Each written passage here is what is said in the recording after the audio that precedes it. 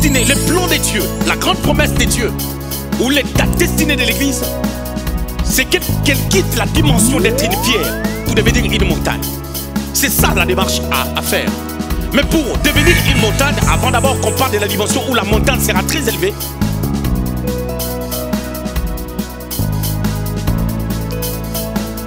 nous devons voir ceci. Pour que cette montagne remplisse la terre, selon Daniel au chapitre 2, verset 35, la partie B, nous devons comprendre qu'il y a une croissance, il y a un travail et une démarche à faire. L'église doit être préparée. Mais comme ils étaient partis de l'Orient, ils trouvèrent une plaine au pays des Shinéars et ils y habitèrent. Ils se dirent l'un à l'autre, allons, faisons des briques et cuissons-le au feu. Et la brique leur servit de pierre et le bitume leur servit de ciment. Ils dirent alors, allons, bâtissons-nous une ville et une tour dont les sommets touchent le ciel. Et faisons-nous un nom, afin que nous ne soyons pas dispersés sur la face de la terre. L'Éternel descendit pour voir la ville et la tour que bâtissait le Fils des hommes. Et l'Éternel dit, voici, ils forment un seul peuple et ont tous une même langue. C'est là qu'ils ont entrepris. C'est là ce qu'ils ont entrepris. Maintenant, rien ne les empêcherait de faire tout ce qu'ils auraient projeté. Allons, descendons, et là, confondons leur langage, afin qu'ils n'entendent plus la langue les uns les autres. Et l'Éternel les dispersa loin de là, sur la face de toute la terre. Et ils cessèrent de bâtir la ville. C'est pourquoi on l'appela du nom de Babel. Car c'est là que l'Éternel confondit les langages de toute la terre. Et c'est là que l'Éternel les dispersa sur la face de toute la terre. Ésaïe au chapitre 2, c'est le texte qu'on avait lu la fois passée.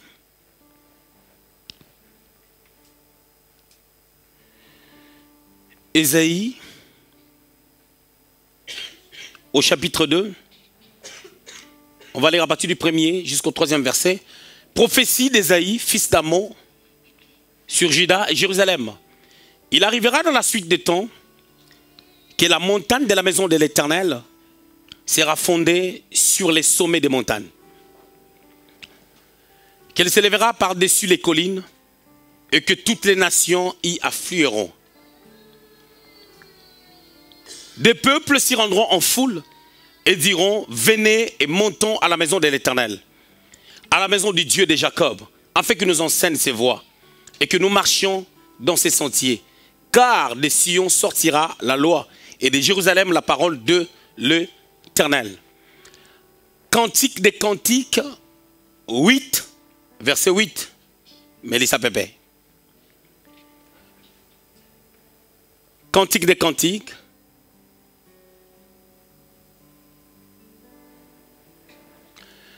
Nous avons une petite sœur qui n'a point encore de mamelles. Que ferons-nous de notre sœur les jours où on la cherchera? Dans d'autres versions, on a dit les jours où on la mariera. Ou en d'autres termes, les jours où on va la chercher en mariage. Je reprends. Nous avons une petite sœur qui n'a point encore les mamelles. Que ferons-nous de notre sœur les jours où on la cherchera? Seigneur, bénis ta parole. Au nom de Jésus. Amen. Nous sommes en train de parler de la promesse de l'Église. La promesse de l'Église est rattachée à sa destinée. Et nous savons du moins que la destinée, c'est le plan préétabli par Dieu pour le bonheur de l'homme. En d'autres termes, c'est ce qui arrivera, ou c'est ce que l'homme aura à vivre dans la suite des temps. Parce que Dieu l'a prévu d'avance. Après avoir parlé de la destinée et parlé aussi de la puissance de la destinée, on avait dit que la puissance de la destinée était une énergie, une force qui accompagnait la destinée à son accomplissement. Ce qui veut dire, lorsque l'homme fournit des efforts, comme Jonas l'a fait, Dieu l'a envoyé à Ninive, lui il est parti à Tarsis. La force et la puissance de la destinée l'a conduit jusqu'au lieu du destin, jusqu'au lieu où Dieu avait préparé pour lui d'accomplir la mission de l'Éternel. Parlant de la destinée, on avait ressorti un sous-thème pour parler de la promesse. Pourquoi?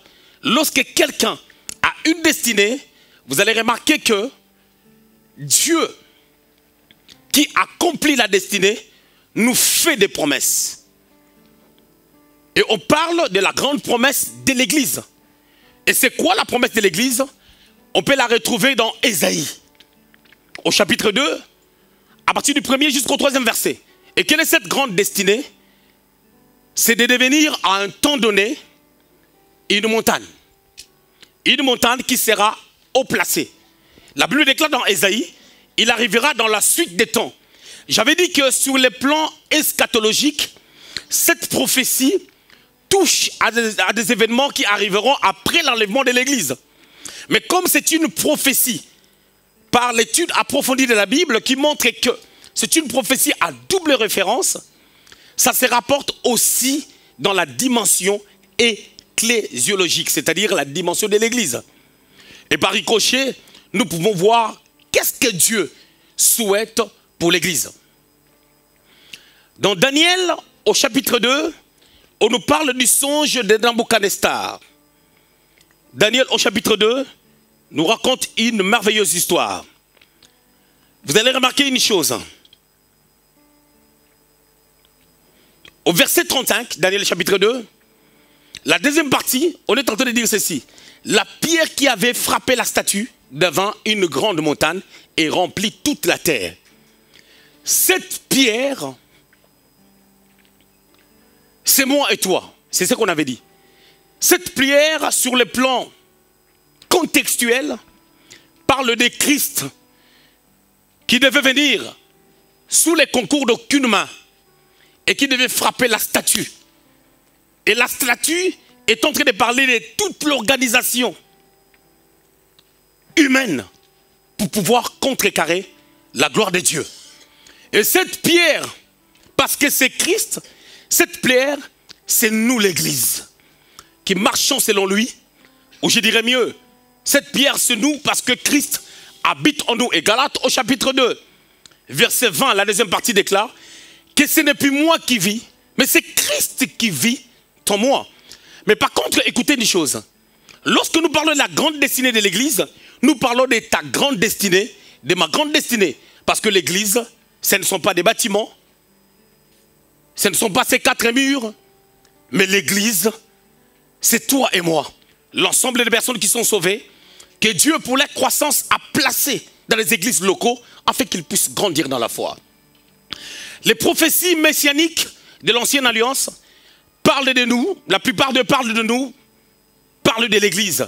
Raison pour laquelle nous ne pouvons pas arracher la partie de la Bible de l'Ancien Testament pour l'acheter dans la poubelle. Parce que l'Ancienne Alliance, c'est l'ombre, et la Nouvelle Alliance, c'est le dévoilement. Et nous pouvons voir comment Dieu marche avec les hommes ou marche avec l'Église par rapport à la manière dont il a marché avec Israël. Israël, ce n'est pas l'Église, mais Israël a préfiguré l'Église pour nous démontrer, pour nous faire voir comment Dieu marche avec les hommes. Les temps changent, les époques changent, les dispensations changent, mais Dieu reste le même. Dieu, c'est un Dieu des principes dans chaque dispensation. Et vous remarquerez que chaque dispensation était liée à des principes, à des alliances que Dieu concluait avec des hommes. Et ces alliances avaient de l'impact lorsque les hommes devaient le respecter. La montagne était d'abord a priori une pierre qui devait devenir une montagne. Nous le voyons dans Matthieu, on l'avait dit, au chapitre 16, au verset 18, lorsque le Seigneur est en train de dire à Pierre que tu es Pierre, c'est sur ces rocs que je bâtirai mon église. il lui a dit, tu es Pétros, qui veut dire Pierre, Pétros en grec, et sur ces Pétra. Pétra, c'est les rocs. Les rocs, c'est une grande pierre, ou que dis-je, une montagne. C'est par cette montagne que moi, je vais me manifester. Et lorsqu'on retourne dans Ésaïe, on va comprendre que la Bible est en train de dire quelque chose de merveilleux. Que non seulement la pierre devait devenir une montagne, mais une montagne qui sera placée au-dessus des collines.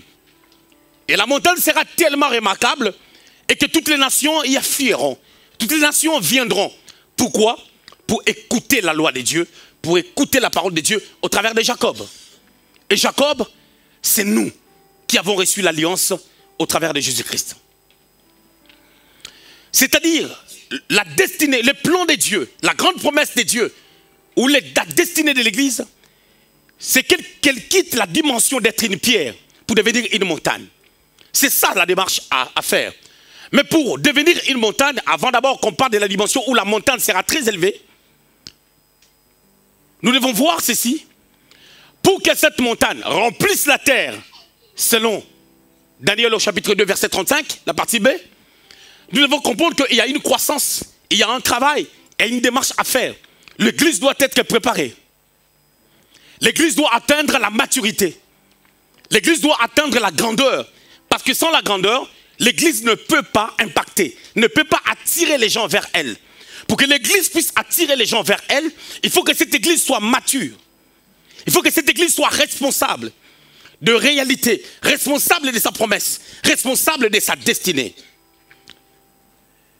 Être chrétien, venir à l'église, ce n'est pas le fait de pouvoir chanter, crier, dire Alléluia et chasser des démons. Désirer la délivrance, voir les maris et les femmes de nuit la nuit et chercher la délivrance par rapport à ces choses. Ça, c'est le niveau le plus bas. Parce qu'un chrétien qui marche réellement avec Dieu, ça, c'est le niveau le plus bas. Il ne peut pas être dans ce genre de choses. Il ne peut pas traîner, être accablé par ce genre d'histoires. Il faut qu'on transcende toutes ces choses pour devenir un peuple qui impacte, un peuple qui attire les gens vers lui. C'est ça la pensée de Dieu. Mais comment faire pour arriver là? C'est ce que nous sommes en train de parler. Aujourd'hui, je vais ressortir un sous-thème. Je voulais parler un peu de le système établi par l'ennemi contre l'Église. Est-ce que le diable restera bras croisés pour regarder l'Église connaître la gloire? Mais quel est l'intérêt du diable aussi face à toutes ces choses? Quelqu'un a dit, lorsqu'on échoue en groupe, c'est bien. Parce que lorsqu'on échoue seul, ça fait plus mal. Le diable qui est l'auteur du mal ne veut pas. Il connaît, il sait que son sort est scellé. Il ne veut pas périr seul. Il ne veut pas mourir seul. Mais il veut mourir avec des gens. Mais comment il peut le faire? En empêchant l'Église d'entrer dans sa destinée, d'entrer dans sa promesse, dans l'accomplissement de sa promesse. Parce que lorsqu'on est en train d'avancer avec Dieu, lorsqu'on demeure avec le Seigneur, lorsqu'on donne sa vie au Seigneur et qu'on marche avec lui, on ne voit pas certaines choses s'accomplir à un temps donné. Il y a la fatigue qui nous frappe. Et quand cette fatigue nous frappe, on fait la crise de la foi. Et la crise de la foi peut devenir les comas dans la foi. On peut atteindre un niveau où on ne croit plus.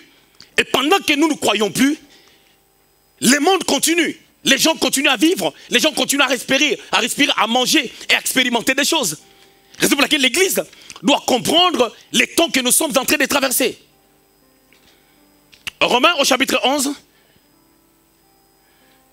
verset 13. Romains chapitre 11, verset 13.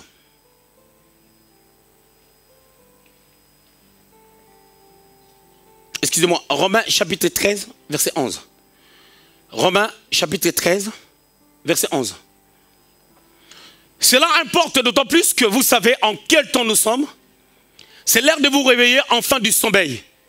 Car maintenant le salut est plus près de nous que lorsque nous avions cru. C'est scandaleux. Paul est en train de parler aux Romains qui avaient déjà cru au Seigneur. Mais combien il peut leur parler du salut? Que le salut est plus proche d'eux que lorsqu'ils avaient cru. Là, à cette dimension, on ne parle pas du salut qui nous a amenés à croire au Seigneur, comme notre Seigneur, comme notre Sauveur, pour que nous appartenions à sa famille. On ne parle pas de la régénération, on ne parle pas de la nouvelle naissance, mais on est en train de parler du salut dans une autre dimension. Bien entendu, le salut veut dire la délivrance. Mais par contre, à ce niveau, on est en train de parler, Paul est en train de parler en réalité du retour du Seigneur. Que nous nous approchons vers la fin, quelle est l'attitude qu'il faut adopter par rapport à cette fin qui arrive. Le Seigneur revient bientôt, il est vrai. Et après l'enlèvement de l'église, l'antichrist viendra. Et quand l'antichrist viendra, l'église ne sera plus là. Nos prières ne changeront pas les calendriers eschatologiques pour que l'antichrist ne vienne pas ou pour que le Seigneur ne vienne pas. Mais notre attitude fera en sorte que les chrétiens, qu'il y ait un plus grand nombre de chrétiens pour que la mission de Dieu soit accomplie. Nous avons une mission d'aller faire de toutes les nations les disciples. Matthieu chapitre 28, verset 19. Mais nous ne pouvons pas faire des disciples du Seigneur lorsque nous n'impactons pas, lorsqu'on n'a pas une vie impactante, lorsqu'on n'est pas devenu des montagnes, lorsqu'on ne quitte pas la dimension d'être une pierre. La problématique est que nous devons quitter la dimension d'être une pierre. Mais pendant que nous sommes en train de parcourir, pendant que nous sommes en train de marcher, d'évoluer avec Dieu, vous devez comprendre que le diable ne croise pas les bras, il travaille, il met en place des stratégies. Genèse au chapitre 11. On parle de l'histoire de la tour de Babel. La Bible est en train de dire ceci.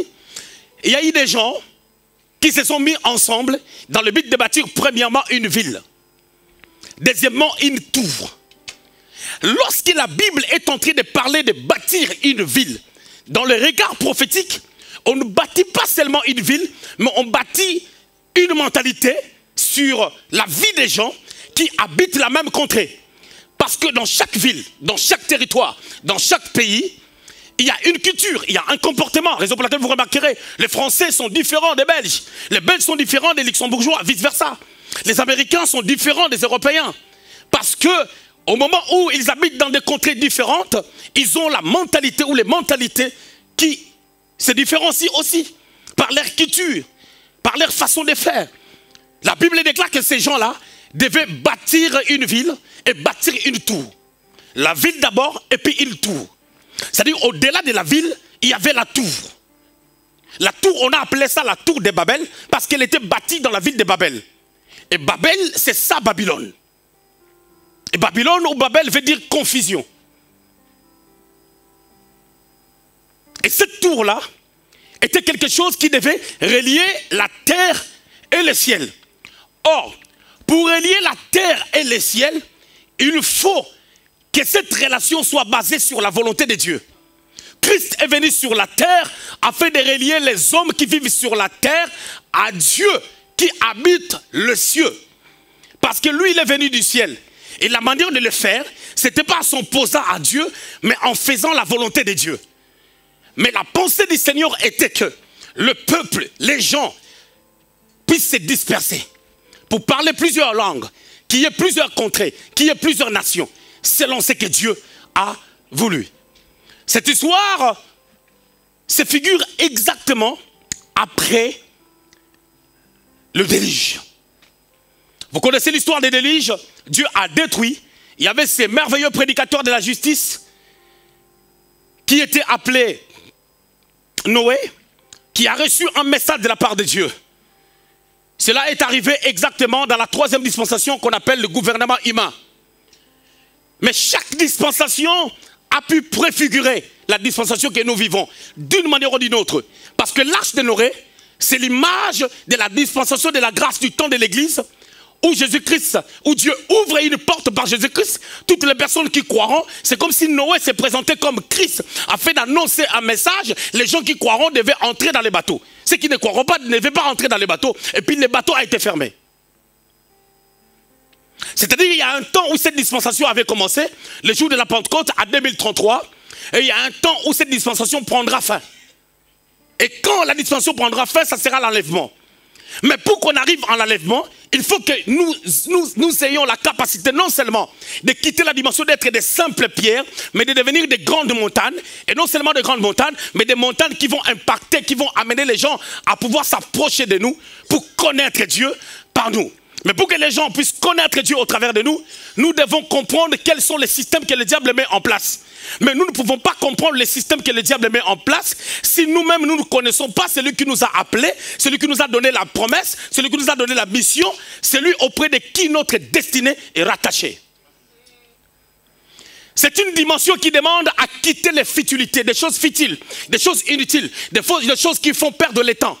Les causeries, les commérages, traîner au téléphone, parler des gens, critiquer, la nervosité, la colère, l'orgueil, le manque d'humilité, le manque de compréhension, agir selon son ego, agir selon le passé, laisser le passé nous attraper derrière les taux. Toutes ces choses-là sont en train de retarder notre mission parce que nous devons aller.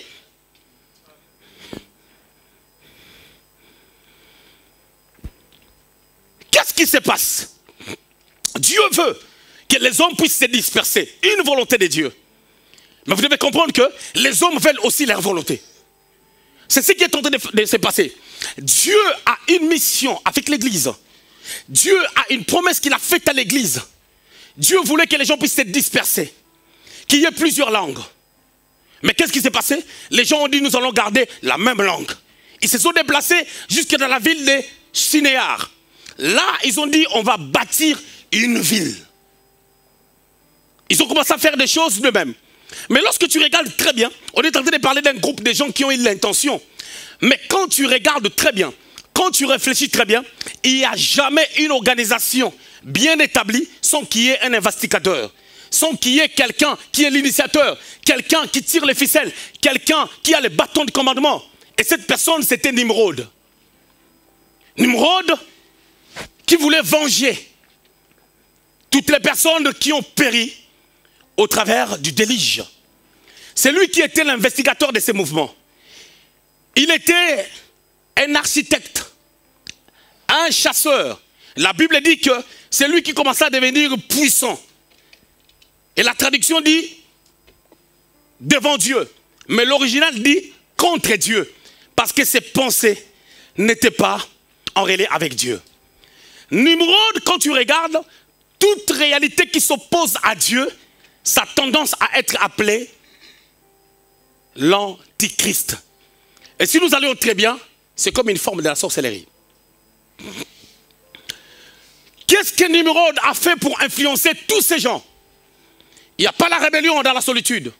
On ne parle de la rébellion que lorsque elle est rattachée à des personnes qui suivent ses penchants, qui suivent ses réalités, qui suivent la direction des rebelles. Toute chose commence par un rebelle et ça engendre d'autres rebelles. Je reprends, on ne peut pas connaître la rébellion seul. Parce qu'il faut que les gens se mettent d'accord avec toi. Il faut que les gens s'associent à toi. Un peu de levain fait lever toute la pâte. Le Seigneur regarde les disciples et il leur dit, méfiez-vous des levains des pharisiens. Sur le plan doctrinal, la Bible parle de 6 sortes de levains. Le levain de Rhodes, le levain des pharisiens, le levain des Sadducéens, le levain de la malice. Il y a plusieurs sortes de levains. Et le levain, c'est une petite substance. Lorsqu'on la met sur une pâte, ça augmente la pâte. C'est-à-dire une petite chose dans ton cœur peut t'empêcher d'entrer dans ta destinée. Ils ont pris la décision, nous allons rester là où nous voulons. Pas faire comme Dieu veut. Et du haut des cieux, Dieu est en train de voir. Il a dit descendons. Quelqu'un va dire, mais est-ce que Dieu du haut des cieux, il ne voit pas? C'est allégorique. Regardons ce qu'ils sont en train de faire. Nous allons les confondre. Et Dieu les a confondus. Quand Dieu les a confondus, la tour qu'ils étaient en train de construire n'était pas achevée. L'image du siège de l'Union européenne qui est à Strasbourg, qui n'est pas fini. Et ces gens ont été unis. Notre problème, c'est quoi? Pourquoi j'ai pris ces textes? C'est pour nous faire comprendre que dans la promesse de l'Église, nous avons une promesse qui est accomplie. La promesse est accomplie et nous vivons des temps en différé.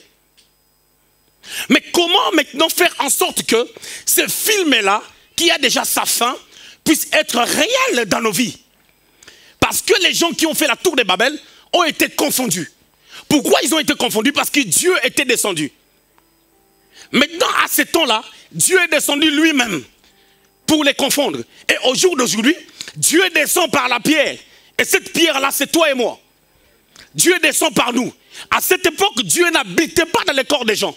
Même lorsque Noé a accompli la mission, Dieu l'a revêtu. Juste pour qu'il accomplisse la mission. Mais nous, maintenant, au temps de l'Église, Dieu habite en nous par le Saint-Esprit. Le Seigneur dira dans Jean 14 que je ne vous laisserai pas orphelins.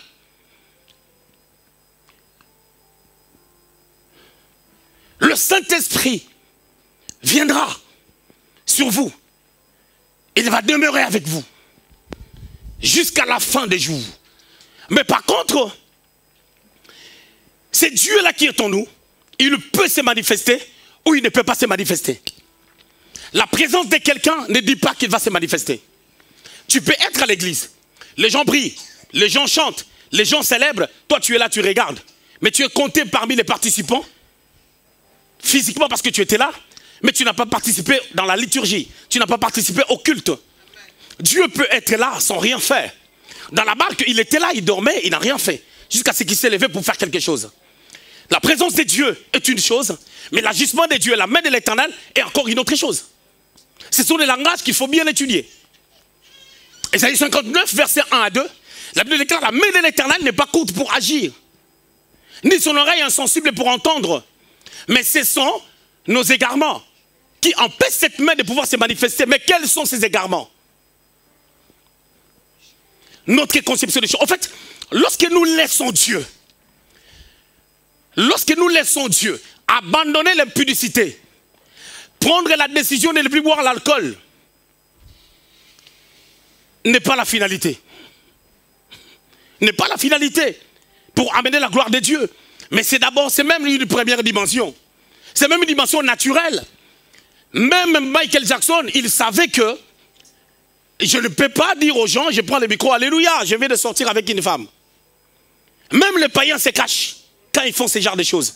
Et nous, l'église. Donc c'est une dimension connue. L'église n'est pas là pour expliquer des choses que même les païens connaissent.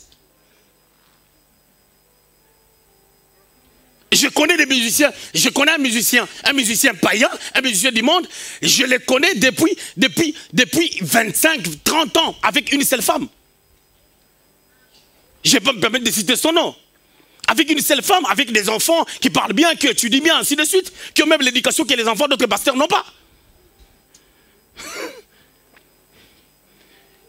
Où on voit des fois les voyoutismes dans la vie des hommes de l'église, des femmes de l'église, leurs enfants. On voit les manques d'éducation. Il y a des personnes qui sont païennes, mais qui ont des familles structurées. Parce qu'ils ont compris certaines réalités. Que nous, l'église, nous ne comprenons pas la grandeur que nous avons. Aujourd'hui, un pasteur critique l'autre pasteur, les pasteurs s'injurient, ainsi de suite. Tu n'as jamais vu les musulmans qui sont en Orient injurier les musulmans qui sont en Afrique. Quand ils prennent une certaine décision, ils le prennent d'un commun accord. C'est ce que l'église ne fait pas. Chacun a sa peur, chacun a sa mentalité, chacun a sa famille, chacun a sa conception. Chacun vit dans la cachotterie. Dieu les a confondus. Notre problématique, c'est quoi? Dieu doit confondre ceux-là qui construisent la tour de Babel. La tour de Babel, c'est quoi? C'est un système. La tour de Babel, c'est quoi? C'est une mentalité. Une mentalité qui empêche les chrétiens d'aller de l'avant. Une mentalité qui retient les chrétiens dans une certaine position, dans une certaine pauvreté, dans un système quelconque.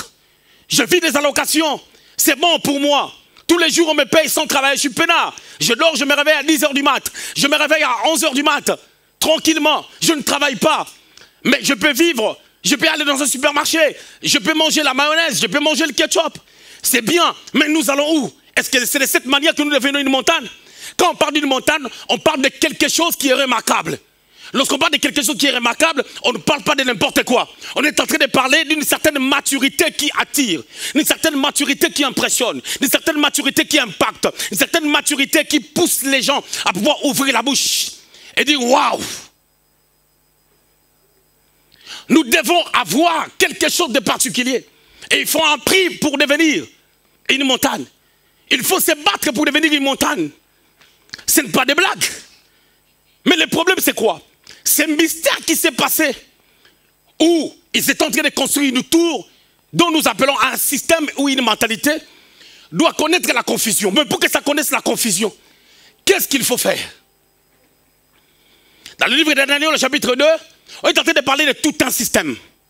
Le royaume de Nabuchodonosor. Le royaume babylonien. Après cela, ça devait être le royaume médo-perse. Après cela, ça devait être les Grecs. Après cela, les Romains. Et qu'est-ce que les Romains devaient faire? Les Romains avaient pour objectif de pouvoir conquérir le monde entier et devenir la grande puissance. Là, on ne parlait pas encore de l'Italie, on parle bel et bien de Rome. Écoutez-moi très bien. On parle de Rome. Maintenant, la Rome, c'est quoi? C'est une force.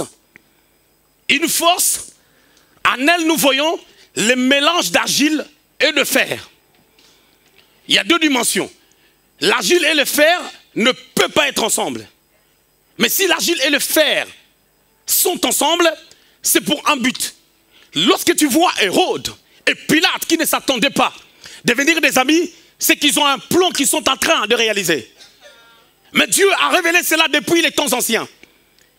Que vous, l'Église, vous remarquerez que les gens feront des associations maléfiques dans le but de pouvoir détruire l'Église ou entraver la marche de l'Église pour ne pas entrer dans l'accomplissement de ses promesses, pour toucher à sa destinée.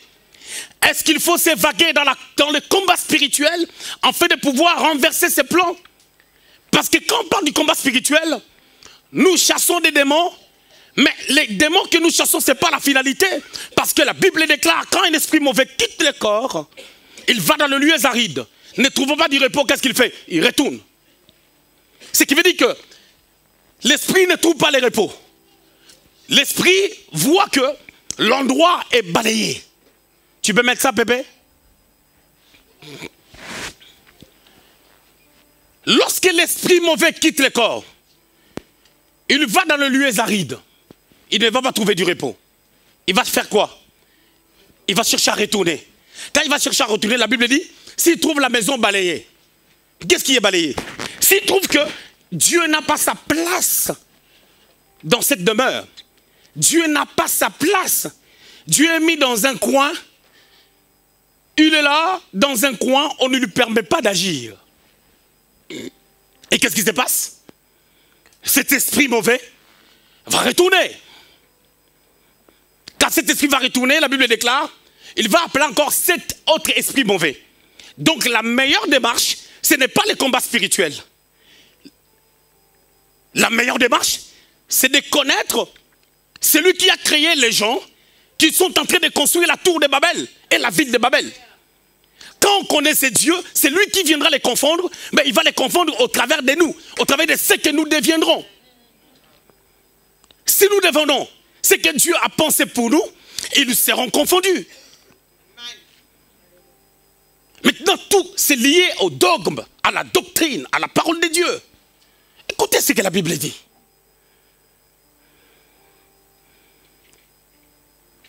Les Romains, lorsqu'ils sont venus, Matthieu au chapitre 2, vous allez voir, Hérode avait la capacité de faire fuir le Fils de Dieu jusqu'en Égypte.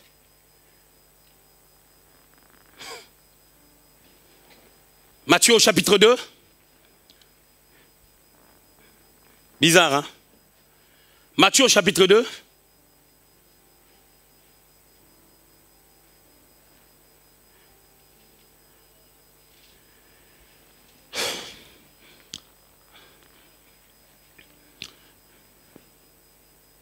Verset 16. Alors Hérode, voyant qu'il avait été joué par les mages, s'est mis dans une grande colère.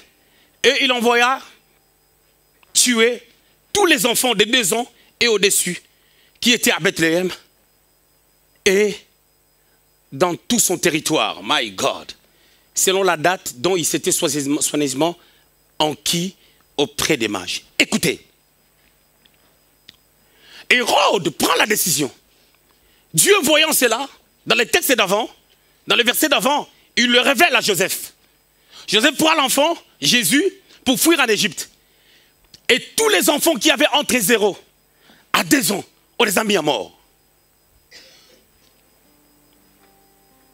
Tous les enfants qui étaient nés à cette période. Parce que lorsque les mages sont venus, Jésus venait de naître. Alors, parce que les diables ne connaissent pas exactement ce que Dieu veut faire dans ta vie, ils tâtonnent. On dit, on nous a dit qu'il va naître à Bethléem. Ils ne connaissaient même pas l'endroit. Alors, dans cette ville-là de Bethléem, la Bible dit, on a pris tous les enfants dans ce territoire de 0 à 2 ans, il y en avait combien? Il y en avait beaucoup. Comment quelqu'un peut prendre l'audace de pouvoir déclarer que tous les enfants doivent mourir sans cause et personne ne peut toucher à sa vie? Mais pendant que là où Hérode dirigeait la contrée de la Judée, mais la contrée de Césarée de Philippe était dirigée par Philippe le tétrarque. Pilate était gouverneur de la ville de Judée. Mais Hérode prend l'initiative de faire le mal, de tuer. Mais personne ne lui dit. Personne ne dit un mot. Parce que c'était une force, parce que c'était une puissance. Ils se permettent de se prendre pour des dieux. Comme des gens qui faisaient la tour de Babel, dans l'objectif de pouvoir faire une tour qui touche le ciel. Dieu nous a donné la terre, de vivre sur la terre, de construire sur la terre, de faire ce que nous avons sur la terre, mais ils veulent toucher un territoire qui n'est pas à eux. On va construire une tour qui va toucher le ciel. Ça va aller jusqu'où? Ça va toucher des zones que Dieu n'a pas données à l'homme. Dieu a donné à l'homme la terre. Jean chapitre 14, Jésus dit, à partir du verset 1er, que vos cœurs ne se troublent pas. Point. Croyez en Dieu, croyez en moi. Je m'en vais vous préparer une place. Parce que là-haut, vous n'avez pas de place. Moi, je m'en vais vous préparer une place. Et par votre attitude ici-bas, vous montrez et vous trouverez vos places là-haut. Mais comment vous vous permettez de monter de vous-même au ciel sans pour autant que vous passez par Christ? Et l'attitude de ces gens est en train de casser même la dispensation de l'Église où par Jésus, on peut voir Dieu. La Bible déclare, Jésus dira, sans moi, vous ne pouvez rien faire. Mais ils veulent effacer toute une dispensation. Pendant qu'on est encore dans la 3e dispensation, ils veulent effacer tous les temps où le Seigneur devait même venir. Et que par lui seul, que les gens pouvaient atteindre Dieu. Ils veulent aller atteindre Dieu d'eux-mêmes par leur stratégie. Qu'est-ce que nous voyons? Le premier esprit, c'est l'orgueil. On voit l'orgueil dans la vie de ces gens. Et on voit l'orgueil dans la vie d'Hérode, qui se permet de tout. On va tuer tous ces enfants-là.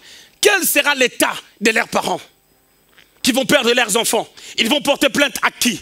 Mais qu'est-ce que la Rome faisait? La Rome, vous devez comprendre que il y avait une révélation qui a été donnée. La Rome savait qui elle était. Elle était une grande puissance. Elle était Babylone. Elle était la nouvelle Babylone. La Rome savait. Bien aimé là, le Seigneur, le diable sait ce qu'il a à faire. Mais nous sommes ignorants de ce que nous avons à faire. Raison pour laquelle la parole de Dieu doit nous enseigner. La parole de Dieu doit réveiller notre conscience. Aujourd'hui, si quelqu'un sort une loi, on va tuer tous les enfants, on va les poursuivre. Il y a la ONU. Il y a toutes sortes d'organisations mondiales où on peut aller voir ces gens-là, on peut porter plainte au-delà. Écoutez-moi, il y a des massacres qui se font. Personne ne porte plainte à personne. Est-ce que vous savez que c'est en train de se faire? Combien de personnes sont en train de mourir, de se détruire? Combien de choses qui se passent? Mais c'est tout un système qui est en train de ravager les gens. Parce que parmi les personnes qui meurent, il y a des gens qui ont la promesse de Dieu. Il y a des gens qui doivent accomplir certaines missions. Mais ces gens-là sont éliminés. Le diable les cible. Parce que ces gens-là ne sont pas attachés à Dieu. Ils sont éliminés. Et personne ne fait attention à ça. La Bible l'avait annoncé que ces choses arriveront. Mais vous allez remarquer, c'est comme si l'organisation mondiale a croisé les bras. Les choses qui se passent en Afrique, en Europe et partout dans le monde entier, en Asie et partout, c'est en train de se passer. Parce qu'il n'y a rien de nouveau sur la surface de la terre. Ce qu'Hérode a fait, c'est ce que nous sommes en train de vivre. Il y a encore Hérode, nous avons encore Hérode en face de nous. Hérode est en train de massacrer encore. Hérode est en train de détruire. On détruit par les mentalités. Halloween, les enfants doivent s'habiller d'une certaine manière. C'est un système. C'est un système. C'est un système.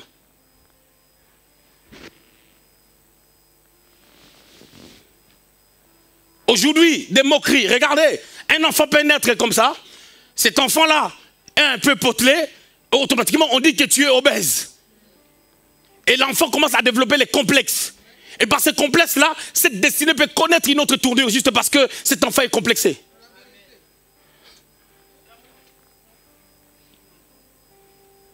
Toutes les paroles qui contrarient les gens, qui volent la tranquillité des gens, C'est ça le système qu'on bâtit. C'est en train de tirer les gens vers les bas.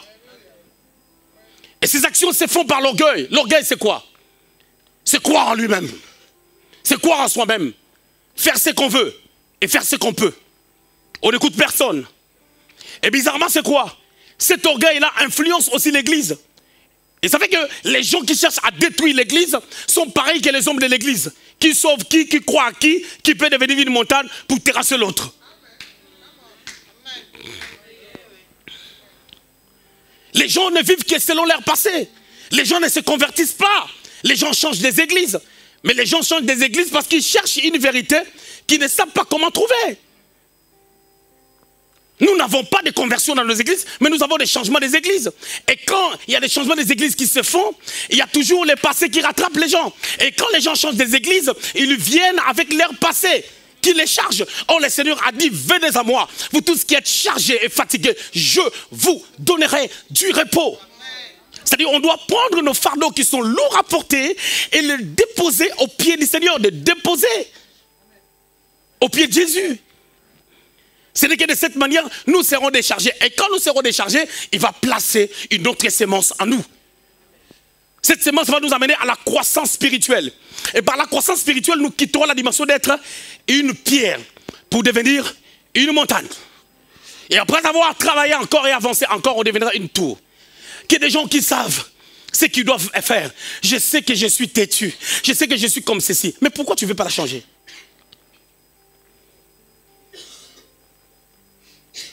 Nous voyons des gens qui gagnent de l'argent. À la fin du mois, après avoir payé quelqu'un qui reste avec 2000 € en main, 1800 en main, 1500 en main. Mais au bout de 6 jours, 7 jours, après ça paye, la personne reste main vide. Mais c'est un système. Mais c'est un système. Bien, mais je voulais vous dire une vérité. Lorsqu'on désire voir des choses qui ne s'accomplissent pas, les gens croient que lorsqu'on est dans le souci, ce qu'on fait, on évite de manger. Non, le diable change de tact. D'autres personnes, ils mangent beaucoup quand ils ont des problèmes. Pour compenser leurs problèmes. D'autres personnes mangent en désordre. Et autrefois, on avait appris que quand tu es stressé, tu maigris. Mais là, on a appris que quand tu es stressé, tu peux prendre du poids. Vous savez pourquoi? La connaissance de l'homme est en train de grandir. Et nous découvrons. Le monde, c'est le monde des découvertes. On découvre des choses. Et quand on découvre des choses, on les étudie. Il y a des choses qui sont normales. On les étudie. Tranquillement. Bien-aimés dans le Seigneur. Nous sommes venus à l'église. Nous avons une promesse. Nous avons des choses que le Seigneur nous a promises.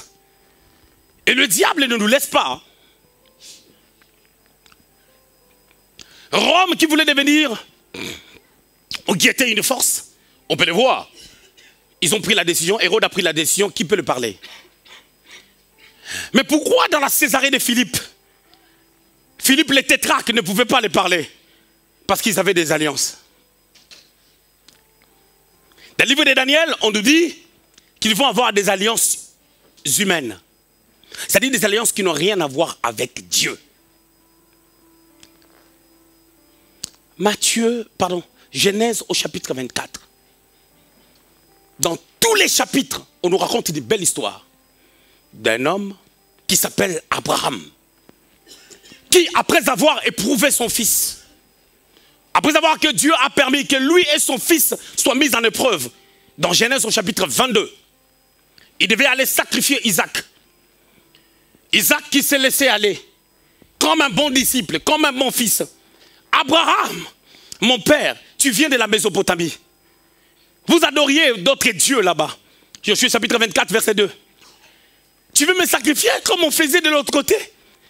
J'ai entendu l'histoire, je n'étais pas là avec vous. Mais je sais que vous faisiez des cultes devant le feu. Qu'est-ce que tu veux faire? Isaac n'a rien dit. Il pose la question à son père. Je vois tout ce qu'il faut pour le sacrifice. Je paraphrase. Mais où est l'animal pour le sacrifice? Il dit l'Éternel pourvoira. Isaac continue à marcher avec lui. On lui a mis dans l'autel. On l'a placé sur l'autel. Genèse 22.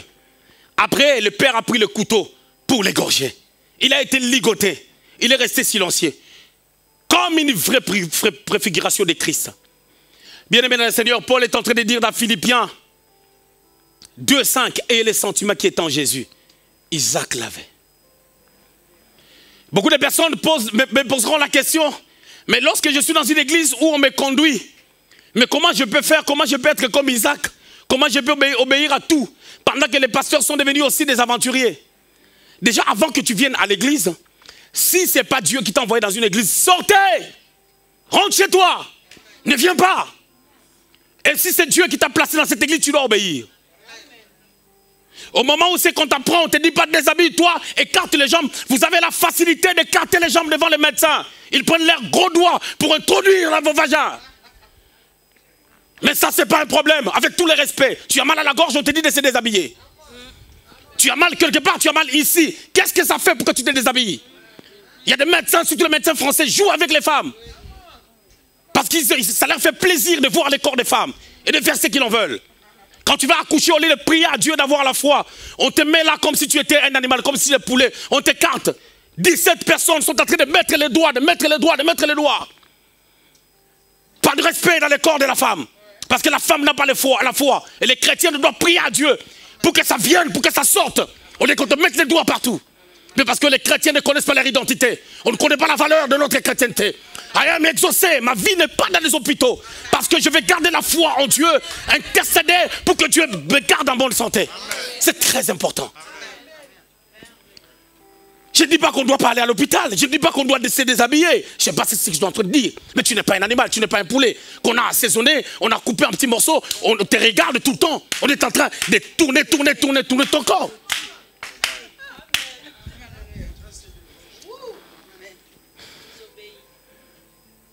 Au lieu d'obéir à Dieu, ils obéissent aux personnes qu'on ne connaît pas.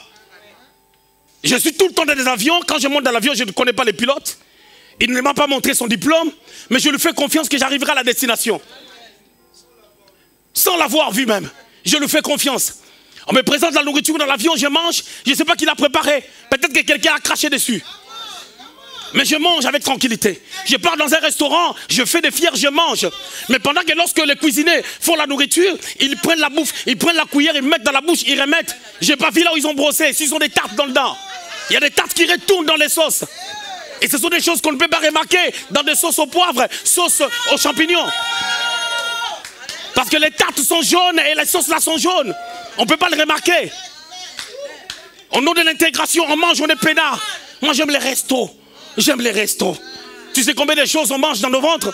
Mais quand ils font l'école de la cuisine, on les dit. Il ne faut pas faire ça. Mais ils le font en coulisses. C'est pour ça que des fois, les meilleurs restaurants, c'est les restaurants où tu vois comment on fait à manger. Où la cuisine est exposée. C'est vrai, on sent un peu mauvais lorsqu'on sort de ces restaurants à cause de la bouffe. L'odeur de la bouffe qui se propage dans la salle. Mais on peut voir. Et les gens sont propres parce que les gens voient. Ils peuvent filmer et porter plainte. Et le restaurant peut se fermer. Mais c'est pas ça. Là où c'est caché, mais des choses que nous mangeons. On fait confiance. C'est bien, tout est bon. On fait confiance. Mais on ne veut pas faire confiance à Dieu. On ne peut pas faire confiance aux hommes que Dieu a placés. Mais quand tu viens dans une église et que tu ne fais pas confiance par rapport à des choses qu'on te dit, sors, reste chez toi.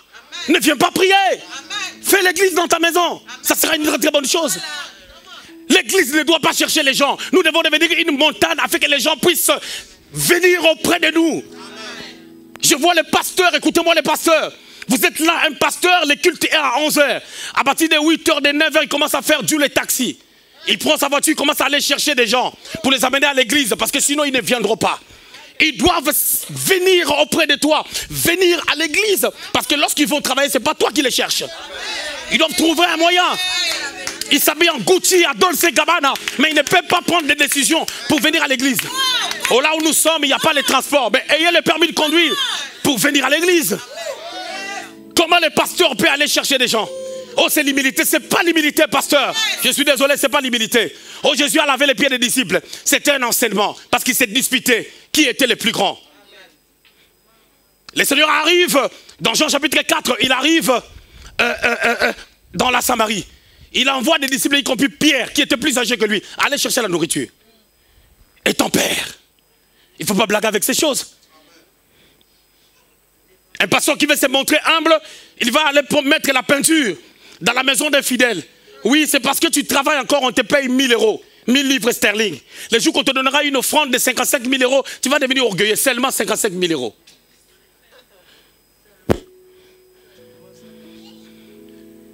On ne peut pas blaguer avec les choses de Dieu. Nous avons un peuple à élever. Mais pour élever ce peuple, il faut bâtir un caractère dans leur vie. Pour bâtir un caractère dans leur vie, ce n'est pas dans la facilité. Ce n'est pas faire ce que toi tu veux, mais faire ce que Dieu veut, au travers de ses serviteurs. Tant que tu chercheras à faire ce que tu veux, tout ce que Dieu t'a dit ne s'accomplira jamais. Bien aimé dans le Seigneur, tu peux rester là. D'ailleurs, bientôt, tu vas aller à 60 ans. Hein, bientôt. Hein. D'autres vont aller à 50 ans. Hein. Est-ce que vous savez ça? Les rides commencent à sortir. Hein. Et les pieds, les jambes ne supportent plus les talons. Hein. Parce que tu en as tellement trop mis, et puis tu ne supportes plus. Dès que tu mets seulement, tu commences à chercher des talons de 7 cm. Parce que tu ne peux plus mettre des 12 cm et 13 cm. Et le temps est en train de passer.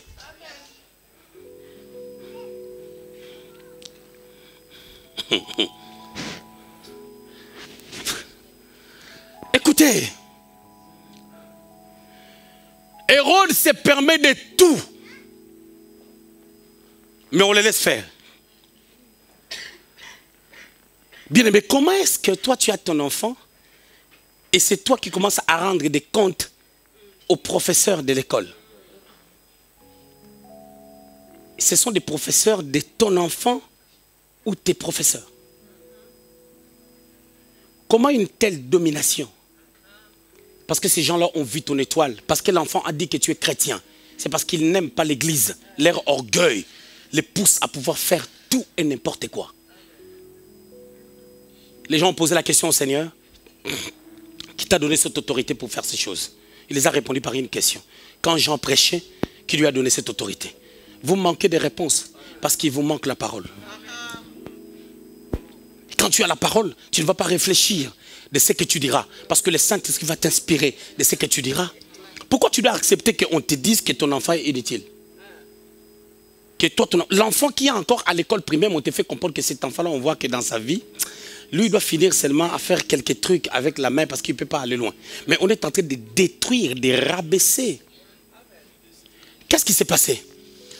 Au temps où Hérode a fait ces choses, il a fait ça en Israël.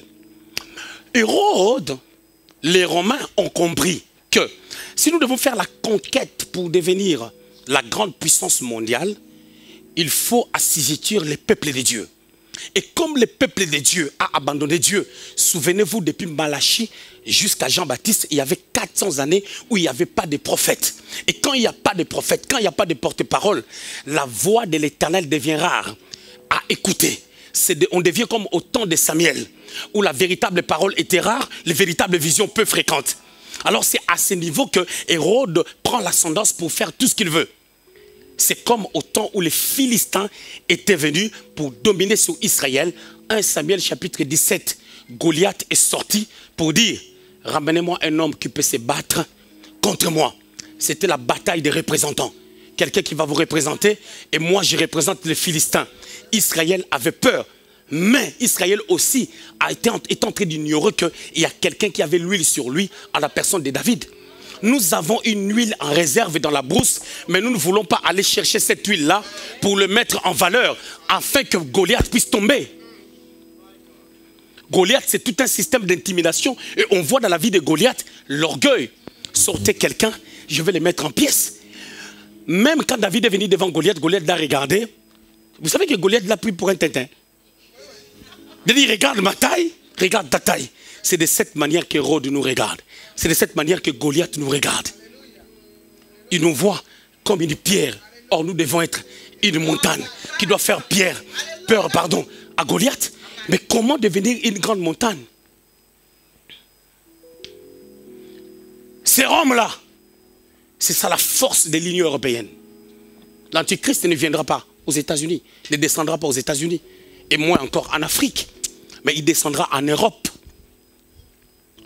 Ce quatrième royaume, ce quatrième empire romain, c'est l'Europe.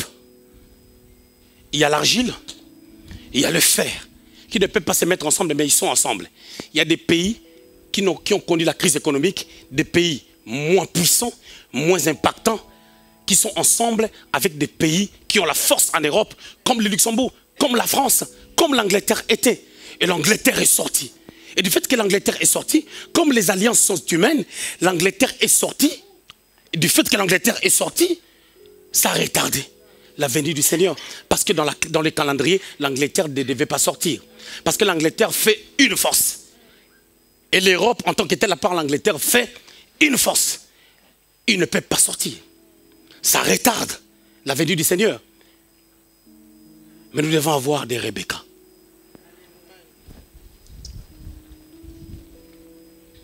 Je disais tout à l'heure, quand Abraham a vu que son fils était mature et qu'il pouvait se sacrifier pour perdre sa vie, Abraham a vu que non, là il est capable d'avoir une femme. Allez lui chercher la femme.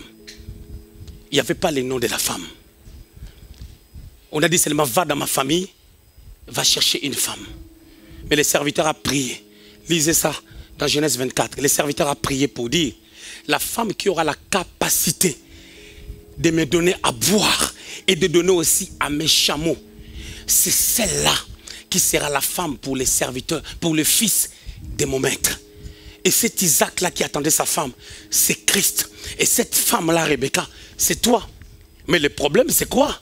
Rebecca, il ne s'agissait pas seulement d'elle, mais il s'agissait d'une personne qui aura la capacité de donner de l'eau. Mais pour donner cette eau-là, elle, Rebecca, qui ne connaissait pas Eliezer de Damas, elle devait le faire à cause de l'amour. Il n'y a que l'amour qui peut contrecarrer l'orgueil d'Hérode. Il n'y a que l'amour de la patrie. David est venu avec un grand amour de la patrie. Derrière l'amour de la patrie, il y a aussi ton intérêt. Qu'est-ce qu'on donnera à celui qui tuera Goliath? Ça, c'est son intérêt. Mais il sait que si Goliath est mis à mort, la patrie sera épargnée. Et lui aussi, il va en bénéficier.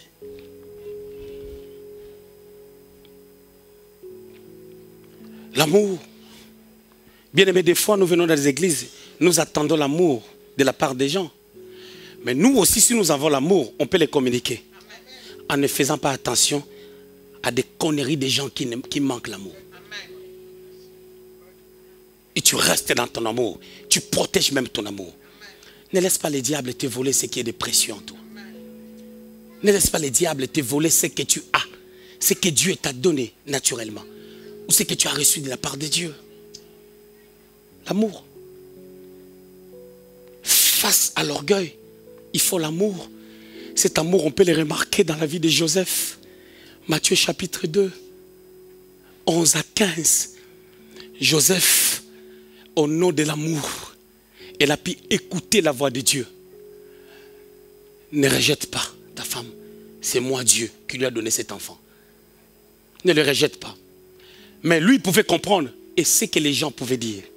Maintenant, c'était une dimension où, pour écouter la prophétie, il fallait vraiment avoir l'amour pour Marie, pour rester avec elle. Bien aimé, les gens blaguent. Les gens blaguent. Tu verras un pasteur, il va prêcher. 3 mois avec la femme, il ne se parle pas. 2 semaines, 3 semaines avec la femme, il ne se parle pas. Tu prêches les gens, frère. Tu te dis tu es pasteur à cause des costumes et cravates.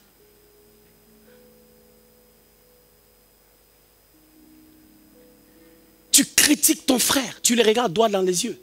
Tu fermes les yeux, tu es en train de prier. Tu critiques même ta soeur, ton frère, chez ta femme, chez ton mari, avant de dormir. Tu salues ces frères-là, tu les regardes. Et tu lèves les yeux, tu pries. Tu dis que Dieu t'entend. La Bible dit, si tu veux offrir un sacrifice à Dieu, tu as un problème avec quelqu'un, laisse l'offrande. Laisse les sacrifices, va aller arranger les problèmes. Le christianisme européen est bafoué. Parce que l'Europe, c'est le continent qui va accueillir l'antichrist.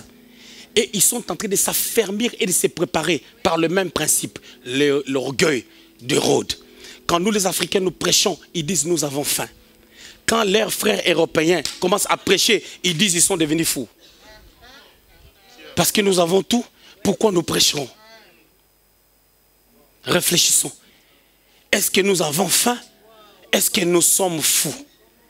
Mais pour démontrer que nous n'avons pas faim et que nous ne sommes pas fous, nous devons devenir une montagne. Si on devient une montagne, on aura des entreprises. Si on devient une montagne, on aura des entreprises. Si on devient une montagne, on va développer l'intelligence. Pour avoir l'entreprise, il faut être intelligent.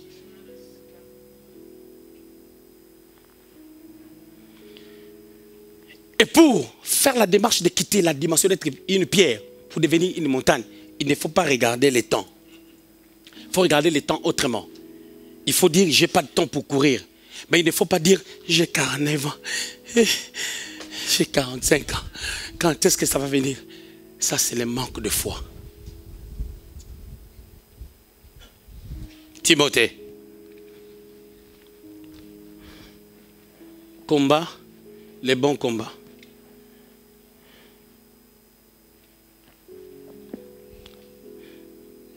Un Timothée. Oh, c'est par là que je vais finir. Ibraso tebi dabrai.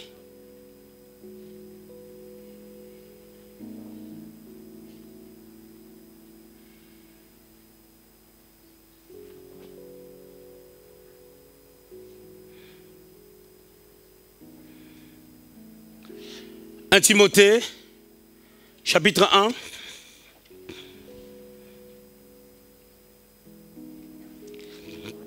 Verset 18 et 19. 1 Timothée 1, 18 à 19. La recommandation que je t'adresse, Timothée mon enfant, selon les prophéties faites précédemment à ton sujet, c'est que d'après elle, tu combattes les bons combats, en gardant la foi et une bonne conscience. Cette conscience, quelques-uns l'ont perdue et ils ont fait naufrage par rapport à la foi. Toutes les personnes qui quittent les églises, tu amènes les gens. Ce sont les gens qui ont fait naufrage dans la foi. Et ce sont des rebelles, ils ont la mort en eux. Quand tu as prié dans une telle église, tu dois confesser et être purifié par le sang de Jésus-Christ. Parce que tu es dans le même lot.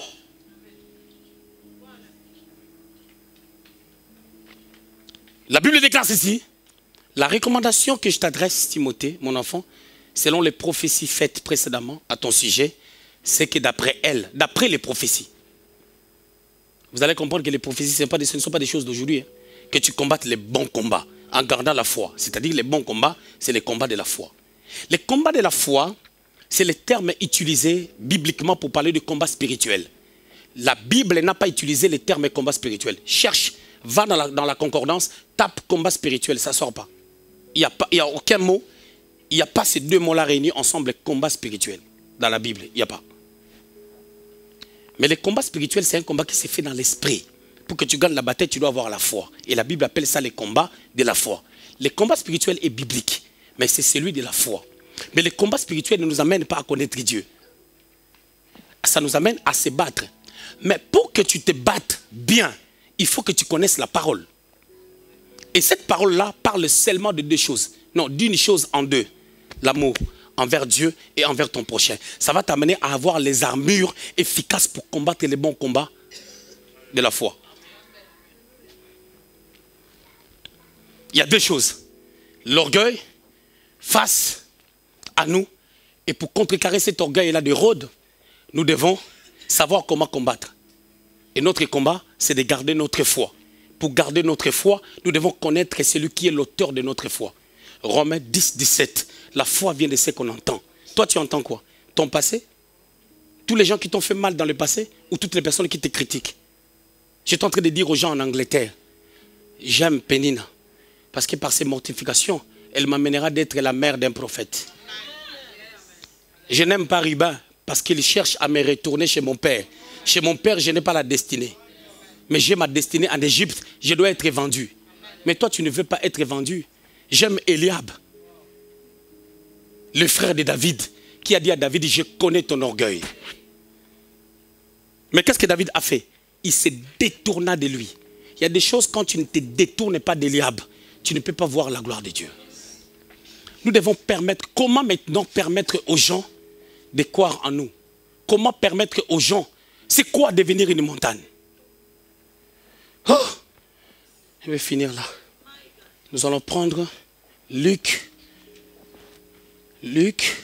Ibrasota.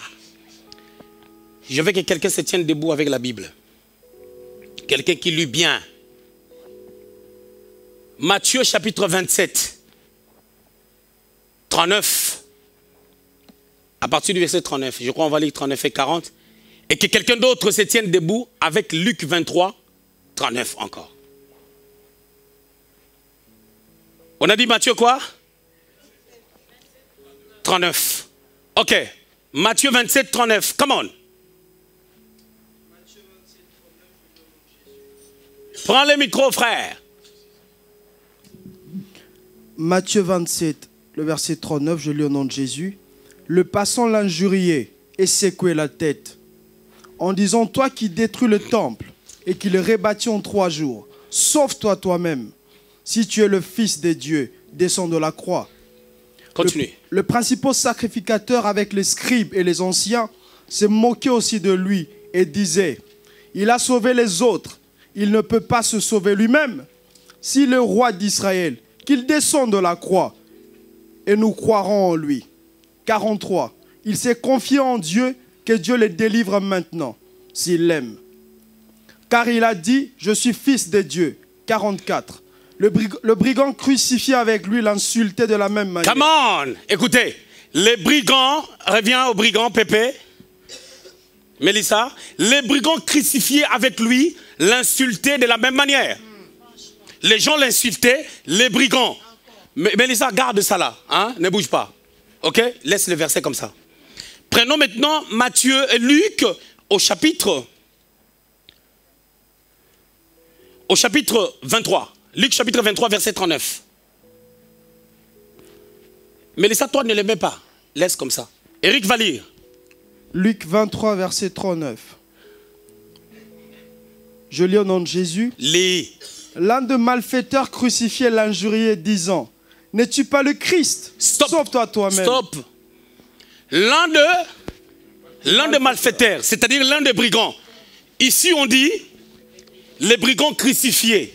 Les brigands, ici on dit au pluriel. Matthieu est en train de dire, tu peux t'asseoir. Matthieu est en train de dire que les brigands qui étaient à la croix, le 2 est en train d'injurier le Christ. Luc a dit, c'est seulement un seul qui l'insultait. Écoutez, qu'est-ce qu'on doit prendre? L'interprétation de Luc ou de Matthieu? Matthieu était un juif qui a écrit son évangile pour les juifs. Raison pour laquelle dans les évangiles de Matthieu, vous allez remarquer, plus de 20 fois, au lieu de parler du royaume de Dieu, il parle du royaume des cieux à cause du respect du nom de Dieu, parce que selon lui, la loi a dit, tu ne prononceras pas le nom de Dieu en vain. Dans le livre de Luc, le terme royaume des cieux n'est pas utilisé beaucoup. Pas beaucoup. Vite fait, même 5 fois. Il a beaucoup plus parlé du royaume des dieux parce que l'évangile selon Luc c'est pour les gentils. Mais Luc, son évangile, quand tu lis Luc au chapitre 1er, tu vas comprendre qu'il a parlé à Théophile sur base des informations qu'il a reçues. Il a reçu des informations, la plupart chez Pierre. Et il a fait aussi des recherches. Mais Matthieu, lui, il a vécu. C'est un témoin oculaire. Et Matthieu était d'une haute culture et d'une très bonne éducation. C'est-à-dire, quand on parle d'éducation au temps de la Bible, on parlait des capacités intellectuelles. Matthieu, c'était quelqu'un qui avait étudié et il était même l'un des chefs des collecteurs d'impôts. Ok. Maintenant, moi, je prends l'interprétation de Matthieu. Je laisse l'interprétation de Luc. Qu'est-ce qui s'est passé? Lorsque les 2 brigands étaient en train d'injurier le Seigneur, avec tous les passants, le Seigneur est resté calme. Il ne disait rien. Il ne répondait pas. Du fait qu'il était resté calme, l'un des brigands s'est converti. Il a dit son attitude démontre qu'il est réellement un enfant de Dieu.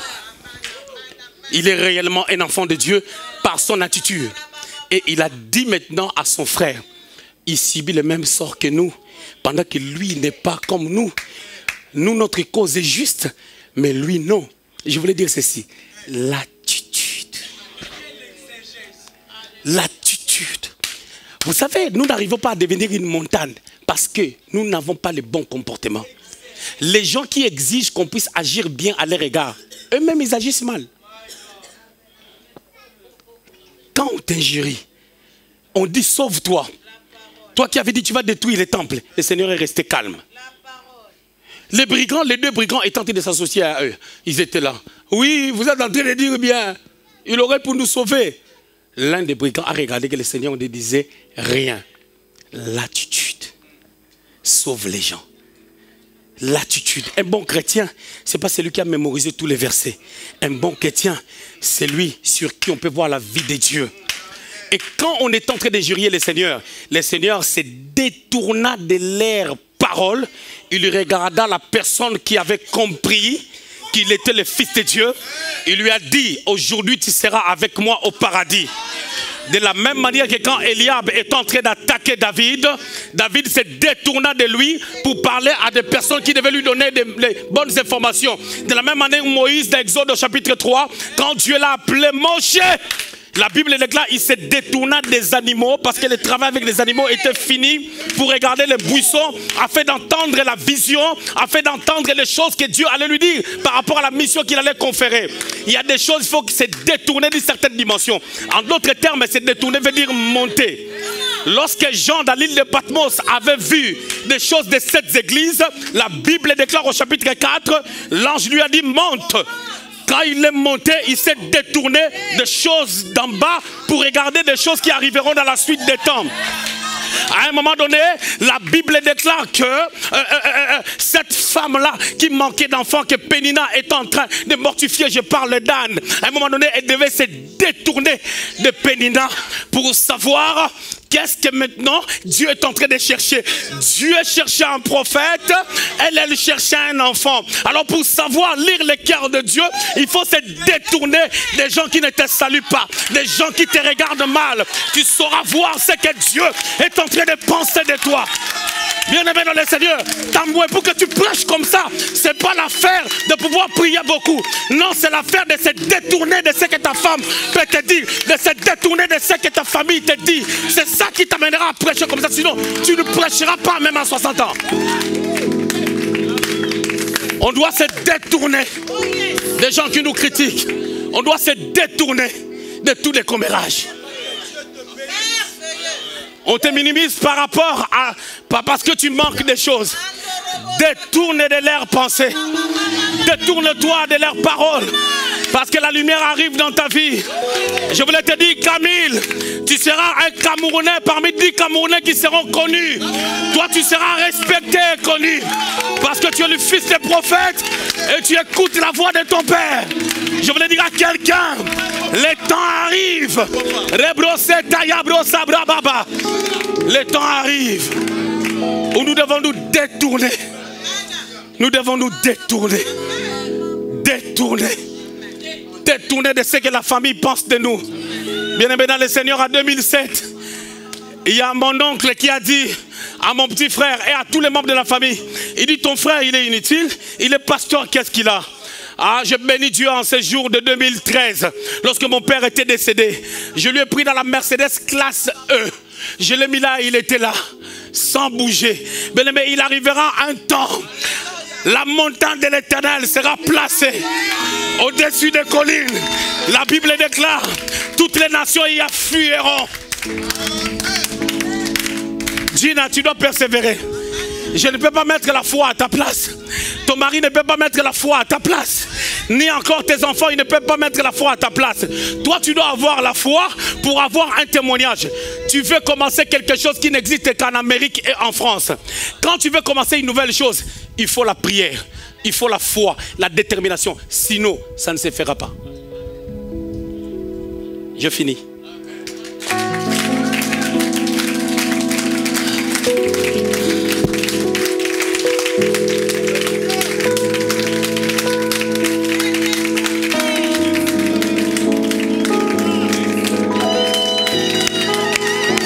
Il est le prince de paix, le roi de rois.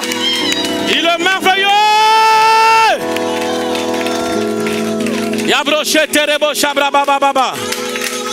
Bien-aimé dans le Seigneur, il m'est arrivé de faire attention à ce que les gens disent. Il m'est arrivé, le plan de Dieu, la grande promesse de Dieu, ou la destinée de l'Église, c'est qu'elle quitte la dimension d'être une pierre pour devenir une montagne. C'est ça la démarche à faire. Mais pour devenir une montagne, avant d'abord qu'on parle de la dimension où la montagne sera très élevée,